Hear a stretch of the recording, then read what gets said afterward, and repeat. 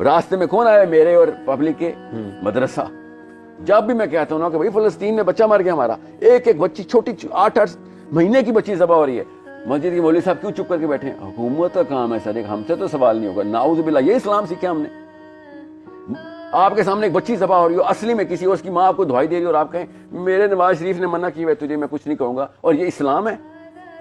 آپ لوگوں کو یہ اسلام پہنچا کہ ہاں جی یہی پہنچا ہے، اس لیے مدرسہ ڈاؤن ہوا ہے، اس لیے کوئی عزت نہیں کرتا. 7 اکتوبر کے بعد تو کسی عالم کو میرے سامنے بیٹھنے کی ضرورت نہیں ہونی چاہیے، کیونکہ یہ سوال میں کرتا ہوں کہ فلسطین کی بچی کے پیچھے آپ لوگوں نے پوری کی پوری حکومت کو گردن سے پکڑ کے فلسطین کیوں نہیں بھیجا؟ آپ کے پاس تو مسجدیں تھیں، لاکھوں میں مسجد تھی، مگر آپ کے پاس پتہ کیا تھا؟ آپ کے پاس وہ فتویٰ تھا کہ نہیں، ان لوگوں کے خلاف میں نے بات نہیں کرنی. ایسے فلسفے پہ بھی لعنت ہو، ایسی سوچ پہ بھی لعنت ہو کہ جو ایک فلسطین کے 30,000 بچوں، اور کیا اس سے بھی سخت، اس گولی سے سخت ہوئے الفاظ ہیں جو بچی کے 8 مہینے کی بچی کے گلی میں اسرائیل کی گولی لگتی ہے، اس سے بھی سخت الفاظ ہیں. محمد بن سلیمان کی بیعت کرنا سخت ہے یا پھر اس بچی کو مرنا سخت ہے؟ آپ مجھے بتائیں کون سی چیز زیادہ سخت ہے؟ بہت آسان کر کے میں بتا رہا ہوں آپ کو. سوال ہم سب کے دلوں میں ہے. اکتوبر کے بعد مجھ جیسے مسلمان کو نہیں چین آنا. میرے سامنے تو جب کوئی مولوی صاحب آتے ہیں تو میں ان کو یہ دیکھتا ہوں کہ بھائی عین موقع پہ چھپ کے بھاگ جاتے ہو، اور وہ بھی فتووں کی آڑ میں، اور سر پہ قرآن رکھا ہوتا ہے. کہ اسلام نے یہ سکھایا کہ فلسطینیوں کو مرنے دینا ہے؟ یہ کون سا اسلام ہے جو ہم تو کفار کو مرنے نہیں دیتے؟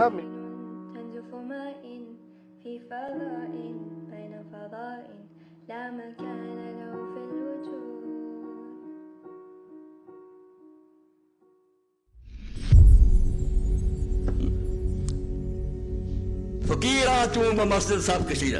خدا کے لیے ان خطبوں کو حسینی دین کی بات سن کر نہ سنائیں کہ دین کیا تھا اور کس طرح مذہب بن گیا. فقیرہ چون مسجد سب کشیدہ. جب فقیر تھے مسلمان، مسجد میں سب باندھتے تھے، نماز گرے بان شہنشاہ حاضری. نماز اتنی قوت دیتی تھی انہیں، قرآن سن کر نکلتے تھے کہ اٹھ دو تخت ان کے. وہ جا کر بادشاہوں کے گریبان پکڑ لیتے تھے، تختوں سے اتار کر ادھر پھینک دیے.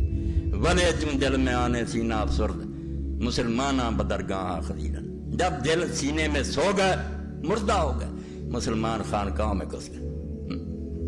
حضر اس فقر و درویشی سے جس نے مسلمان کو سکھا دی سربدیری.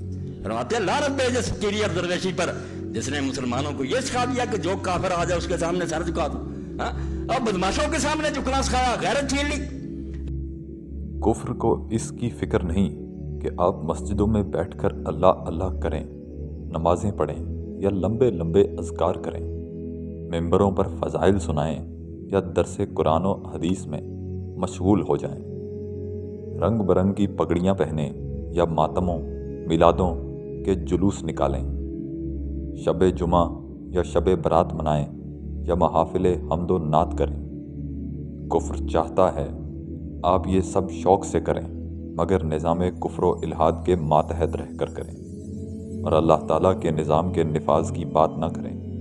آپ خانقاہیں بنائیں، عرس منائیں، تبلیغی اجتماعات کریں، مگر اللہ کے نظام کی بالادستی کی بات نہ کریں. کفر کو حکومت کا اختیار دیں اور اسلام کو محکوم رہنے دیں. کفر کے ایوانوں میں زلزلہ تو تب آتا ہے جب مسلمان بدر و حنین کی سنت پر عمل کرتا ہے. ایسا کوئی اسلام رسول اللہ صلی اللہ علیہ وآلہ وسلم سے ثابت نہیں جو وقت کے فرعون اور ابو جہل سے نہ ٹکرائے. مفکر اسلام مولانا سید ابو العلا مودودی رحمۃ اللہ علیہ. ہندوستان میں مشائخ کے خانقاہی سلسلوں کی بدولت صوم و صلات کی رسمی پابندی اسلام کی اساس ہو گئی ہے اور حجرہ نشینی اور دم کشی اہل اللہ ہونے کی نشانی بن گئی ہے. حالانکہ قرآن نماز و روزہ کے علاوہ باطل کے خلاف جہاد و غزہ کا اعلان اور عدل و قسط کا فرمان بھی ہے. ہمارے مشائخ مرض سے سمجھوتا کر کے اس غلط فہمی کا شکار ہیں کہ وہ تندرست ہیں. وہ سجدوں کی آزادی سے اس مغالطے میں ہیں کہ اسلام کو اقتدار حاصل ہے. ابو الکلام آزاد، صفحہ نمبر 48، آغا شورش کاشمیری. علماء کے لیے اب یہ وقت نہیں ہے کہ وہ الہیات اور مابعد الطبیعیات اور فقہی جزیات کی بحثوں میں لگے رہیں. رسول اللہ کو علم غیب تھا یا نہ تھا، خدا جھوٹ بول سکتا ہے یا نہیں، رسول کا نذیر ممکن ہے یا نہیں؟ ایصال ثواب اور زیارت قبور کی شرعی حیثیت کیا ہے؟ آمین بالجہر اور رفع یدین کیا جائے یا نہ کیا جائے؟ مسجد میں منبر و محراب کے درمیان کتنا فاصلہ رکھا جائے؟ یہ اور ایسے ہی بیسیوں مسائل جن کو طے کرنے میں آج ہمارے پیشوایان دین اپنی ساری قوتیں ضائع کر رہے ہیں، دنیا کے لیے کوئی اہمیت نہیں رکھتے، اور ان کے طے ہو جانے سے ہدایت و ضلالت کی اس عظیم الشان لڑائی کا تصفیہ نہیں ہو سکتا جو اس وقت تمام عالم میں چھڑی ہوئی ہے۔ آج اصلی ضرورت ان مسائل کے سمجھنے کی ہے جو ناخدا شناسی اور لادینی کی بنیاد پر علم اور تمدن کے صدیوں تک نشوونما پاتے رہنے سے پیدا ہو گئے ہیں۔ ان کی پوری تشخیص کر کے اصول اسلام کے مطابق ان کا قابل عمل حل پیش کرنا وقت کا اصلی کام ہے۔ اگر علماء اسلام نے اپنے آپ کو اس کام کا اہل نہ بنایا اور اسے انجام دینے کی کوشش نہ کی تو یورپ اور امریکہ کا جو حشر ہوگا سو ہوگا، خود دنیا اسلام بھی تباہ ہو جائے گی، کیونکہ وہی مسائل جو مغربی ممالک کو درپیش ہیں تمام مسلم ممالک اور ہندوستان میں پوری شدت کے ساتھ پیدا ہو چکے ہیں، اور ان کا کوئی صحیح حل بہم نہ پہنچنے کی وجہ سے مسلم اور غیر مسلم سب کے سب ان لوگوں کے الٹے سیدھے نسخے استعمال کرتے چلے جا رہے ہیں جو خود بیمار ہیں۔ اب یہ معاملہ صرف یورپ اور امریکہ کا نہیں بلکہ ہمارے اپنے گھر اور ہماری آئندہ نسلوں کا ہے۔ تنقیحات۔ مذہب کے دکانداروں نے جہل و تقلید اور تعصب و ہوا پرستی کا نام مذہب رکھا ہے، اور روشن خیالی و تحقیق جدید کے عقل فروشوں نے الحاد و بے قیدی کو حکمت و اجتہاد کے لباس فریب سے سنوارا ہے۔ نہ مدرسے میں علم ہے، نہ محراب مسجد میں اخلاص، اور نہ میکدے میں رندان بے ریا۔ ارباب صدق و صفا ان سب سے الگ ہیں اور سب سے پناہ مانگتے ہیں، ان کی راہ دوسری ہے۔ تذکرہ صفحہ نمبر 40۔ ابوالکلام آزاد۔ ملا کی نظر نور فراست سے ہے خالی، بے سوز ہے میں خانہ صوفی کی مے ناب۔ اے وادی لولاب، آج تیرے شریعت اور طریقت کے علمبرداروں کی حالت ناگفتہ بے ہے۔ شریعت کے حامل مولوی، ملا اور علماء بصیرت کے اس نور سے بے بہرہ ہیں جس سے وہ مسلمانوں کو درپیش معاملات کی اصلیت کو پا سکیں اور انجام تک کو دیکھ سکیں۔ صوفی جو یہ دعویٰ کرتے ہیں کہ ان کے پاس وجدان کی شراب ہے اور یہ خالص شراب پی کر آدمی اللہ میں مست اور ہر دوسری مستی سے کنارہ کش ہو جاتا ہے، وہ بھی رسم کے صوفی رہ گئے ہیں۔ ان کے شراب خانے میں اب وہ خالص شراب جس کو پی کر پینے والے کی روح میں حرارت پیدا ہو جائے باقی نہیں رہی ہے۔ یہ ہماری سعی پہم کی کرامت ہے کہ آج صوفی و ملا ملوکیت کے بندے ہیں تمام۔ تشریح۔ شیطان کا پہلا مشیر کہتا ہے، یہ ہماری لگاتار کوشش کا عقل کو حیران کر دینے والا نتیجہ ہے کہ آج تصوف، طریقت اور دین شریعت کے میدانوں کے لوگ صوفیانہ اور دینی روح سے بیگانہ ہو کر بادشاہت کے غلام بن چکے ہیں۔ وہ صوفی جن کے بوریا کے آگے کبھی تخت جھکتے تھے آج خود بادشاہوں کے تخت کا طواف کر رہے ہیں۔ یہی صورتحال علماء دین کی بھی ہے۔ کل تک جو جابر سلطان کے سامنے کلمہ حق کہنے سے خوف نہیں کھاتے تھے آج مصلحت کا شکار ہو کر ان کی ہاں میں ہاں ملا رہے ہیں۔ کیا صوفی و ملا کو خبر میرے جنوں کی، ان کا سرے دامن بھی ابھی چاک نہیں ہے۔ اقبال کے ہاں جنون کا لفظ تقریباً عشق کا ہم معنی ہے۔ عشق دنیا کو بہتر جگہ بنانے کی شدید خواہش کا نام ہے۔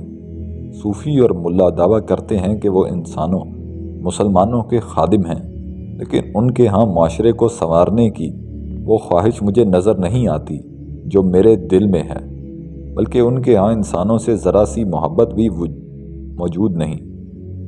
ان کے دامن تو ابھی پوری طرح سلامت ہیں، یعنی وہ بالکل نارمل معمولی زندگی گزار رہے ہیں، جبکہ عشق و جنون میں انسان اتنا بے قرار ہوتا ہے کہ معمول کی کیفیت سے ہٹ جاتا ہے۔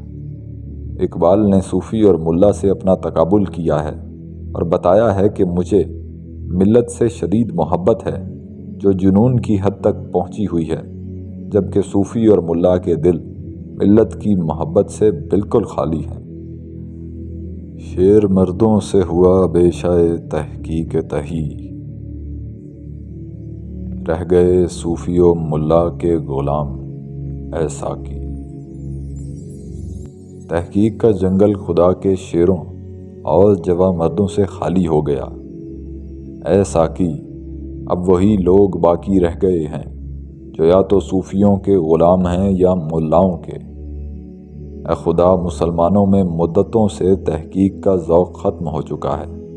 خانقاہوں اور مدرسوں میں جو لوگ مسند ارشاد و درس پر بیٹھے ہوئے ہیں وہ زیادہ تر اسلاف پرستی اور تقلید میں مبتلا ہیں، جس کا نتیجہ یہ ہے کہ علمی ترقی بند ہو گئی ہے۔ ان غلاموں کا یہ مسلک ہے کہ ناقص ہے کتاب، کہ سکھاتی نہیں مومن کو غلامی کے طریق۔ جلوت و خلوت کے یہ دونوں گروہ، خاص کر علماء دین، محکومی اور غلامی کے دور میں اس قدر بدل چکے ہیں اور غلامی سے اس حد تک مانوس ہو چکے ہیں کہ اس بنا پر وہ قرآن میں بھی یہ نقص نکال رہے ہیں کہ یہ لوگوں کو غلامی پر قناعت کرنے کی تعلیم کیوں نہیں دیتا۔ چنانچہ بعض نے اعلاناً سرعام یہ کہہ دیا کہ اس دور میں جہاد مسلمانوں پر حرام ہے اور انگریزی سلطنت کے ساتھ وفاداری عین دین ہے۔ قرآن میں اگر اجتہاد کیا بھی تو ان علماء سو نے الٹے رخ کیا، سیدھے رخ نہیں کیا۔ ہندوستان میں مسلمان جو دینی علوم پڑھتے ہیں وہ صرف درسی کتابوں کے مطالعے کو کافی سمجھتے ہیں۔ دین اسلام میں جو حکمت ہے، شریعت میں جو نکات اور اسرار مخفی ہیں، ان کی تحقیق کا کسی میں ذوق نہیں ہے، نہ کہیں عمل کی طرف اور رغبت نظر آتی ہے، نہ علماء میں غور و فکر کا مادہ دکھائی دیتا ہے۔ اب رہے صوفی تو ان میں بھی جرت غور و خوض نہیں ہے۔ افسوس، یہ سب غلامی اور قرآن تقلید اور ذوق تحقیق کے زوال کا نتیجہ ہے۔ اور جو لوگ علم دین پڑھتے ہیں ان کی حالت یہ ہو گئی ہے کہ وہ اپنے آپ کو تو دین کے سانچے میں ڈالتے نہیں، بلکہ دین کو اپنے خیالات کے تابع بناتے رہتے ہیں۔ غلامی میں ان کی فطرت عزت اس درجے نے مس کر دی ہے کہ کتاب اللہ سے کفار کی غلامی کے جواز کی دلیلیں تلاش کرتے ہیں۔ گویا ان کے اس طرز عمل سے یہ معلوم ہوتا ہے کہ ان کی رائے میں کتاب اللہ ناقص ہے، کیونکہ وہ مومنوں کو غیر اللہ یعنی حکمران یا غیر شرعی کے نظام کی غلامی کا طریقہ نہیں سکھاتی۔ اس شعر میں ان دنیا پرست علماؤں کی طرف اشارہ ہے جنہوں نے انگریزوں اور دوسرے کافروں کو غیر شرعی حکومت کو اپنے ناقص عقل سے اجتہاد کر کے قرآن اور حدیث کی روح سے مسلمانوں کے لیے رحمت قرار دیا، اور مسلمانوں کو یہ مشورہ دیا کہ ان دشمنان دین کی حمایت کریں۔ اس لیے اللہ تعالیٰ نے ہمیں متنبہ کیا کہ سن لو اکبر الآبادی کی زبان میں کہ جو تحریک، جو عالم دانشور کتاب میں لکھے لیکچر تھے، مگر دین کو غالب نظام کی حیثیت سے پیش نہ کریں کہ مسلمان حکومت کرے گا، رہا من کرنے کہیں رہے گا، اس کو سمجھو یہ قذاق ہے، لصوص الدین، دین کے ڈاکو میں سے، دین کو برباد کرنے کے لیے یہ دشمنوں کا ایجنٹ ہے، مسلمانوں کو کمزور بنا کر رکھنا چاہتا۔ مسلمان دنیا میں کسی کے ماتحت رہنے کے لیے نہیں آیا۔ اکبر الآبادی مرحوم نے کہا کہ اگر دین کے ساتھ قوت نہ ہو تو وہ کیا ہے؟ فقط ایک فلسفہ، نہیں مذہب میں غرض و حکومت صرف بعض ہیں تو وہ کیا ہے؟ فقط ایک فلسفہ، خیالی باتیں ہیں۔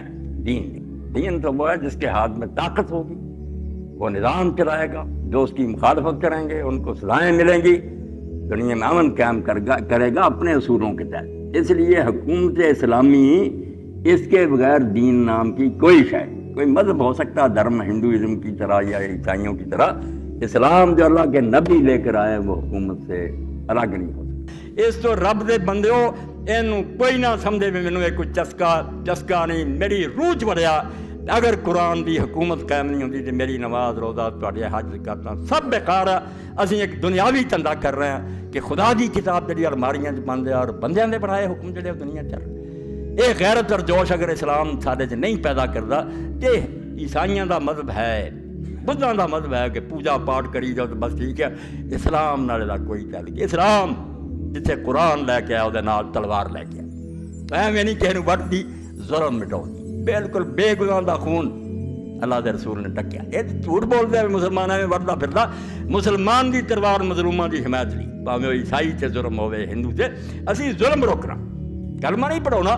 کلمہ اگلے کی مرضی پڑھنا چاہتا جنت جانا جاوے, نہیں جانا چاہتا نہ ریا بن کے رہے, گرجاں رہے, اپنی عبادتاں کرے, دین ساڈا ویکھے, چنگا لگے من لے. اس تو غلبے تو بغیر جڑا نا غلبہ اسلام والا اسلام نہ کہو. بھائی یہ کہڑے دین کی گل تھی سمجھاؤ دے. یہ کسی کافر دا دین ہو سکتا, اسلام نہیں. ان غلاموں کو شکایت ہے کہ ناقص ہے کتاب کہ سکھاتی نہیں مومن کو غلامی کے طریقے. یہ آدھے سانو تو قرآن چاہیے جڑا آکھے تے روس آ جائے کہ کس طرح سلام کرنا. امریکہ بھائی یہ اسلام جڑا نا یہ ہے نہیں ہے دین تے, یہ قبول کرنا تے عیسائی ہو جاؤ, بدھ ہو جاؤ, درویش بن کے رہو. اسلام جڑا دین چاہتا ہوتا یا اپنی حکومت بنا, یہ نہیں بنی تو ہجرت کرنا. وہ ملک چھڑ جا, روٹی لی امریکہ نو نہ دور تے گرین کارڈ نہ لب, اے کفر ہی. مسلمانوں کے علاقوں تو دارالکفر جا کے وسن رہا. اور دین تے تجارت نہیں لیا کہ اگر تو پرمٹ لے کے تجارت لے جائے سال تو زیادہ تو کافران دے ملک نہیں رہ سکتا, واپس آنا پਊ گا. اور بال بچہ تو لے جانا بالکل حرام ہے. تسی کافران جا کے دیکھ کے چاہتے جی بچے تھوڑے اتنے بدماش بن جائے روٹی کی خاطر. ہجرت دا حکم ہے کہ وہ سگوں علاقے چھڈو. مگر یہ گلاں دین دیاں, یہ بعض دیاں گلاں شاہین دیاں, وہ فریب خوردہ شاہین کہ پلا ہو کر گمسو میں. بعد دے بچے نو جا کے گرجاں وار دیے گداں اتنے وہ غریب پڑے انہوں مولوی صاحب کی گلا کداں سمجھاؤ. وہ فریب خوردہ شاہین کہ پلا ہو کر گمسو میں, اسے کیا خبر کہ کیا ہے رہو رسم شاہ بازی.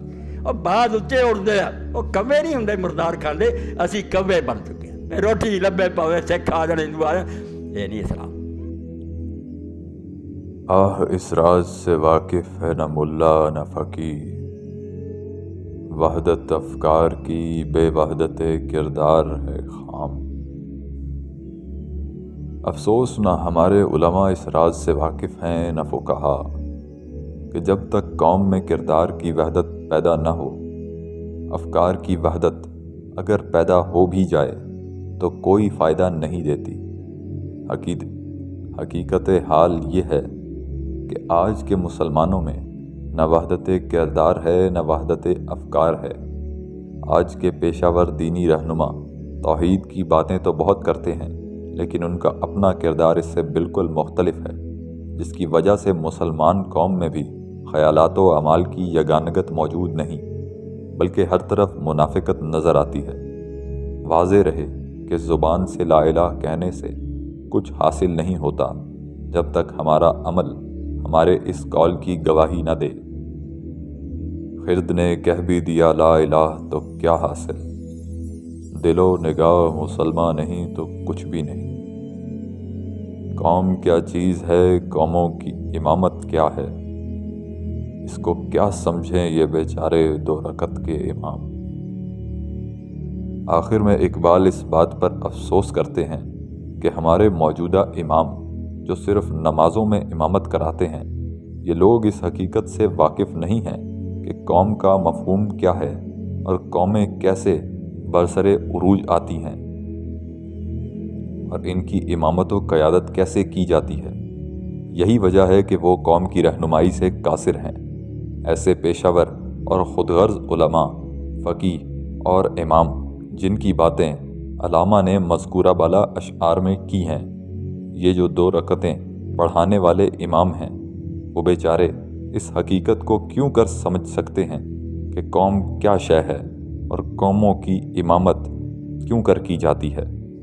گویا نام نہاد ملا محض سجدے کرانا جانتے ہیں, لیکن ملت کو کس طرح ایک زندہ و قوی اور باعظمت ملت بنانا ہے اس سے وہ بے خبر ہیں. وہ شوق و جذبہ عمل سے دور ہیں. اقبال کی نظر میں امام برحق کی تعریف یہ ہے وہی تیرے زمانے کا امام برحق, ہے وہی تیرے زمانے کا امام برحق جو تجھے حاضر و موجود سے بیزار کرے۔ ہر نفس ڈرتا ہوں اس امت کی بیداری سے میں، ہے حقیقت جس کے دین کی احتساب کائنات۔ آج احتساب کا لفظ تو بدتمیز لوگوں کے لیے استعمال ہوتا ہے۔ اب یہ ہے شیطانی آرڈر جس کو لوگوں نے نافذ کیا ہے، خبردار احتساب کا نام ہے، محاسبہ تو اللہ نے کرنا ہے۔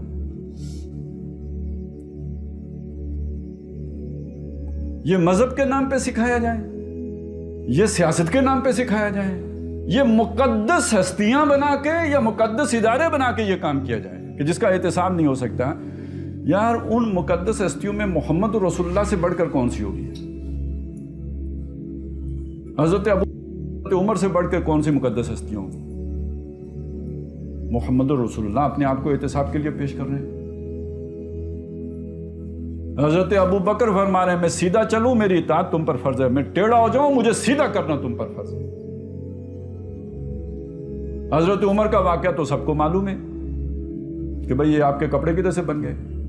میری بات سنیں، یہ شے وہاں قدر کے طور پر، ویلیو کے طور پر لوگوں کے ذہنوں میں بٹھائی نہ گئی ہوتی، کسی کو جرت ہو سکتی تھی کہ خلیفہ وقت کو خطبہ دیتے وقت اٹھ کے کہہ دے؟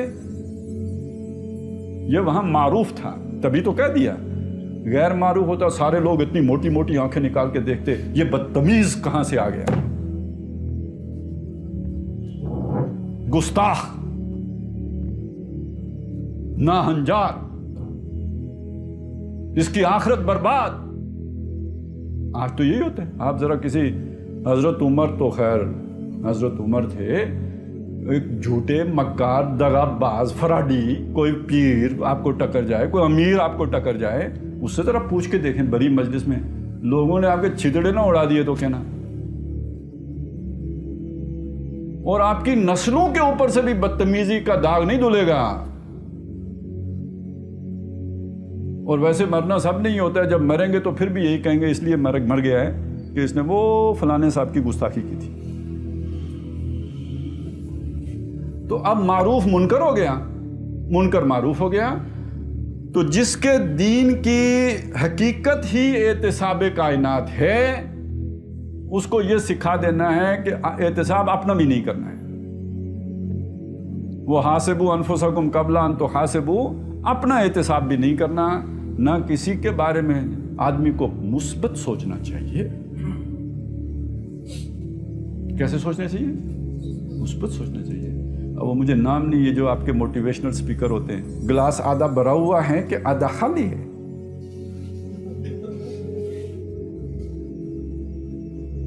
پتہ چل جاتا ہے بندہ منفی سوچتا ہے کہ مثبت سوچتا ہے، تو مثبت سوچنا چاہیے۔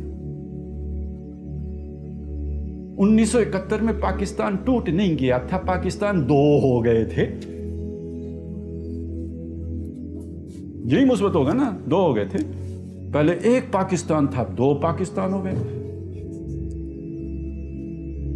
آپ نے دیکھا نہیں پہلے ایک کو امداد ملتی تھی اب دو کو امداد ملتی ہے۔ ایک پاکستان کی بڑی لمیٹیشنز تھی، اب انڈیا دو پاکستانوں کے بیچ میں اس کی پسلیاں جکڑی ہوئی ہیں۔ یہ سارا جو ہے مثبت سوچنا چاہیے نا، تو یہ مثبت اسی لیے بندہ سوچتا ہے کہ آنکھیں بند رکھے کبوتر۔ تو ہے حقیقت جس کے دین کی احتساب کائنات۔ احتساب بہرحال منفی سوچے بغیر نہیں ہو سکتا، سوال کھڑا ہوگا تو احتساب ہوگا، اور کچھ نہ کچھ بہرحال اس میں بے لاگ پن ہوگا تو احتساب ہوگا۔ یہ دو چیزیں اکٹھی نہیں جمع ہو سکتی بھائی، عقیدت اور احتساب، احترام اور احتساب۔ احتساب تو پھر وہ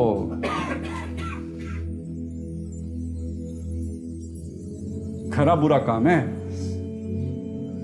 ابھی جو میں نے غلامی کی تشریح کی تھی نا کہ بھئی اس کے اندر بغاوت نہ پیدا ہو جائے، اس کے اندر احتساب کرنے کا جذبہ نہ پیدا ہو جائے، یہ کسی کو سوال کرنے جوگا نہ ہو جائے۔ اس کے برعکس جو بھی صورتحال ہے وہ اصل میں خانقاہی تصور ہے وہ عیاشیوں میں پیدا ہو، وہ جناب جو آج کل نئے نئے خوبصورت پیارے پیارے سونے سونے نظریات غامدی صاحب دے رہے ہیں، اس سے پیدا ہو، کیونکہ اتنی میٹھی منطق ان کی ہے کہ اتنی میٹھی چھری کسائی کی بھی نہیں ہوتی۔ یعنی یہ والا سارا کام کہ بندہ غلام کا غلام رہے، اس کے اندر بغاوت نہ پیدا ہو، جتنے سونے طریقے سے غامدی صاحب کرتے ہیں، آدم علیہ السلام کے ساتھ اتنے سونے طریقے سے اس بڑے بابے نے بھی نہیں کیا ہوگا۔ وغرہما بغرور فدلہما بغرور، تو اس نے دلیلیں دے دے کے جھوٹ کی، ان کو قائل کر لیا کہ یہ دانہ کھا لو۔ غامدی صاحب بھی کمال کرتے ہیں ویسے، قرآن مجید میں کہیں سود دینے سے تو منع نہیں کیا گیا، کھانے سے منع کیا گیا ہے۔ الذین یاکلون الربا یا ایھا الذین آمنوا لا تاکلوا الربا، یہ مولویوں نے ایویں کھینچ کے تو دینے کو بھی منع کر دیا، حالانکہ کھانا منع تھا۔ تو بھائی کوئی کسی کو دے نہ تو کھائے گا کیا، اور کوئی کھائے نہ تو کوئی دے گا کیسے؟ اور ویسے تو قرآن کہتا ہے نا کہ تعاون نہ کرو برائی پر، وَلَا تَعَاوَنُوا عَلَى الْإِثْمِ وَالْعُدْوَانِ، اگر چلیں کھانا ہی منع ہے، میں کسی کو کیوں کھلاؤں؟ سوچنے کی بات ہے نا، خنزیر کھانا منع ہے نا، میں آپ کو ڈش پیش کروں تو میں نہیں گناہ گار ہوں گا؟ کیا کہتی ہے ویسے آپ کی عقل شریف؟ تو اگر اس خنزیر سے 1000 گنا بڑا حرام جو ہے وہ سود ہے، اور میں کسی کو کھلا رہا ہوں تو مجھے کوئی گناہ نہیں ہوگا۔ اور یہی بات ہے جو حضور نے فرمائی ہے نا، کھانے والی کے ساتھ ساتھ کھلانے والا بھی، اس پر گواہ بننے والا بھی، اس کا مائدہ لکھنے والا بھی، سارے لعنتی ہیں۔ تو ہر وہ تصور کہ جو آپ کی غیرت مار دے، جو آپ کے اندر کی بغاوت کچل دے، جو آپ کے اندر یہ جو اعتصاب کائنات کا مادہ ختم کر دے، جو آپ کی مزاحمت کو توڑ دے، وہ در حقیقت خانقاہی تصور ہے۔ وہ جدید فلسفے کی صورت میں ہو یا تصوف کی صورت میں ہو، وہ شعر و شاعری کی صورت میں ہو یا عیاشیوں کی اور ماڈرنزم کی یا جو لبرلزم کی صورت میں ہو، جو آپ کو زمانے کے ساتھ سازگاری اختیار کرنا سکھائے یا اس کے نیچے دب کے رہنا سکھائے اور اس کا غلام بن کے رہنا سکھائے یا اس کا پتر بن کے رہنا سکھائے، یہ سارا خانقاہی تصور ہے۔ پہلے وقتوں میں یہ تراشا گیا تھا اور آج کے وقتوں میں کئی چیزیں تراشی گئی۔ اس کے لیے جو بہترین مثال اس میں چلیں وہ چیز بھی آنی چاہیے ویسے، کہ یہ جو مزاج خانقاہی ہے نا، اس میں وہ بھی شامل کریں، مزاج کھیل و کود، ڈراموں میں مست رکھو، فلموں میں مست رکھو۔ وہ اب تو کوئی ایسی گیمیں ہیں کہ وہ آپ جا کے بچے کے کان میں بھی پھونک ماریں تو نہیں سنتا۔ یعنی اتنا تو میرا خیال ہے کوئی صوفی بھی اس طرح مستغرق فی اللہ نہیں ہوتا جتنا یہ مستغرق فی الگیم ہو جاتے ہیں۔ اور اسی میں پھر شامل کر لیجئے یہ جو روز کہانی نہیں آ جاتی، اور حریم شاہ اتھیں پھڑی گئی، مینار پاکستان اے ہو گیا، یہ جو ساری کہانیاں آتی ہیں یہ بھی تو آپ کو آپ کی توجہ اپنی طرف کھینچ لیتی ہے۔ اور پھر پوری فلم انڈسٹری، پوری سپورٹس انڈسٹری، یہ سب کیا ہے؟